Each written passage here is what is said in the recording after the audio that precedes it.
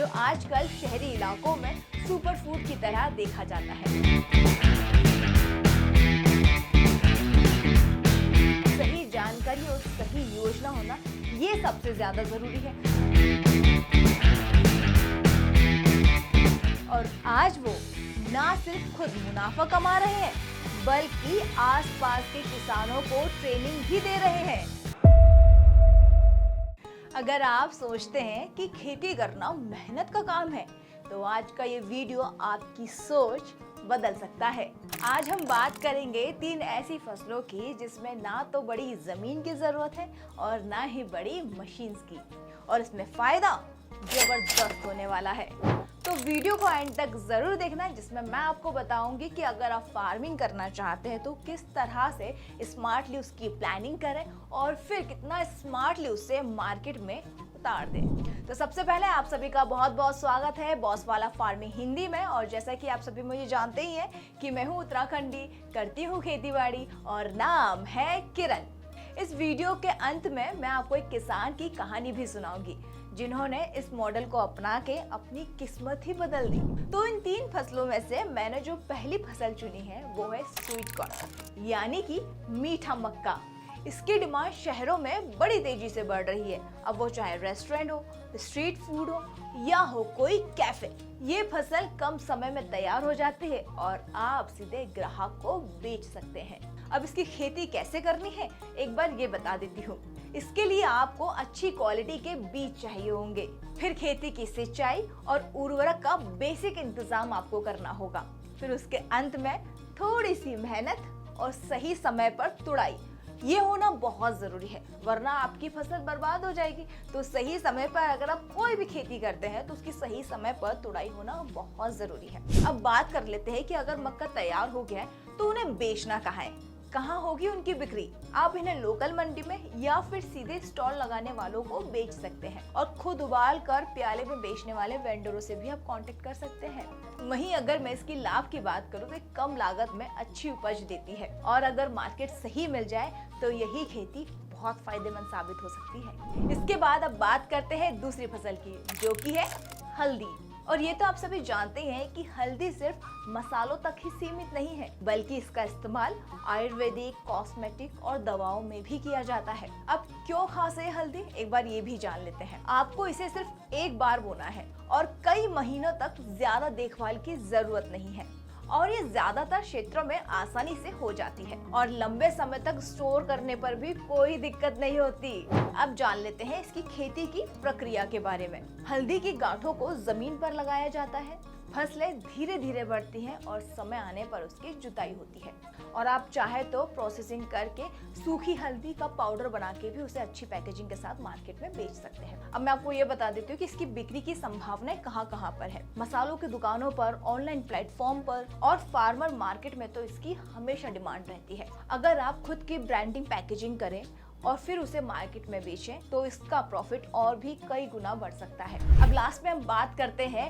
Mushroom farming की, जो आजकल शहरी इलाकों में सुपर फूड की तरह देखा जाता है। और हाँ, आगे बढ़ने से पहले मैं आपको बता दूं कि जो तीनों फार्मिंग मैंने आपको बताई है इस पर हमारा प्रॉपर एक कोर्स ऑलरेडी है।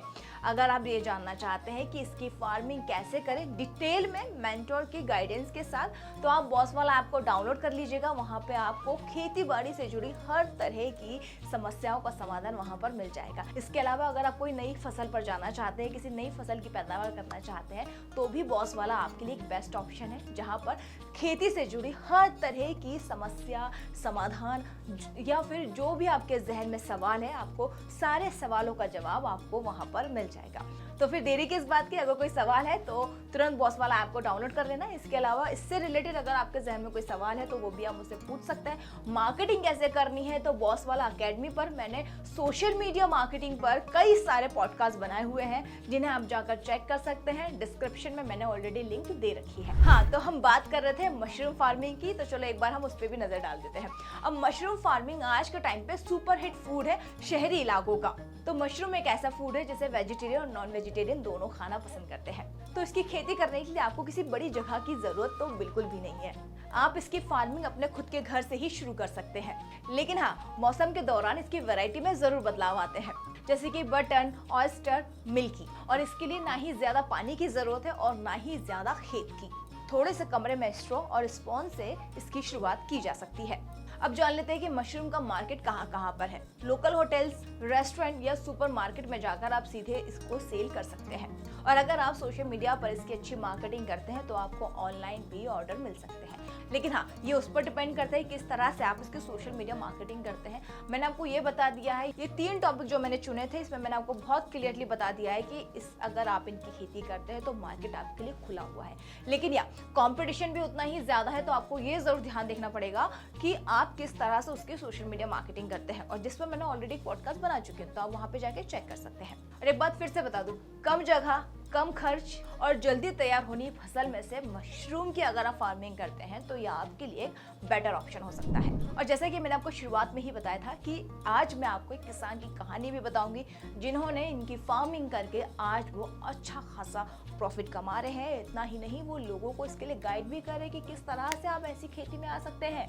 ये एक किसान जो पहले पारंपरिक खेती करते थे, गेहूं और धान की। कम दाम, बढ़ते खर्च और मौसम की मार ने उन्हें तंग कर दिया। फिर उन्होंने स्वीट कॉर्न और मशरूम की खेती शुरू की। उन्होंने सीधा किसान बाजार में जाकर बेचना शुरू किया और धीरे धीरे लोकल प्रोसेसिंग यूनिट से भी जुड़ गए। और आज वो ना सिर्फ खुद मुनाफा कमा रहे हैं बल्कि आसपास के किसानों को ट्रेनिंग भी दे रहे हैं। उनकी मेहनत और सही दिशा ने खेती को घाटे का सौदा नहीं बल्कि फायदे का बिजनेस बना दिया है। तो अगर आपने इस वीडियो को एंड तक देख लिया तो इतना तो मैं अनुमान लगा सकती हूँ कि आपके जहन में भी ये सवाल आ रहा होगा कि क्या खेती से पैसा कमाना इतना मुश्किल है? तो इसका जवाब है बिल्कुल भी नहीं। सही जानकारी और सही योजना होना ये सबसे ज्यादा जरूरी है। अगर आप इन दोनों चीजों को अच्छी तरह से मैनेज करते हैं तो मेरा यकीन मानिए आप खेती में भी अच्छा खासा मुनाफा कमा सकते हैं जितना आपने सोचा भी नहीं है। ये 3 फसलें, स्वीट कॉर्न, हल्दी, मशरूम, ये सिर्फ कम लागत में शुरू नहीं होती बल्कि इनका बाजार भी खुला हुआ है। छोटे स्तर से इस बिजनेस को शुरू करें, लोकल डिमांड को समझें, सरकारी स्कीम्स और ट्रेनिंग का लाभ उठाएं, प्रोसेसिंग और पैकेजिंग से वैल्यू बढ़ाएं। बस ये कुछ स्टेप्स है जिन्हें आपको फॉलो करना है। उसके बाद आप देखना आप एक उज्जवल लेवल के किसान बनेंगे।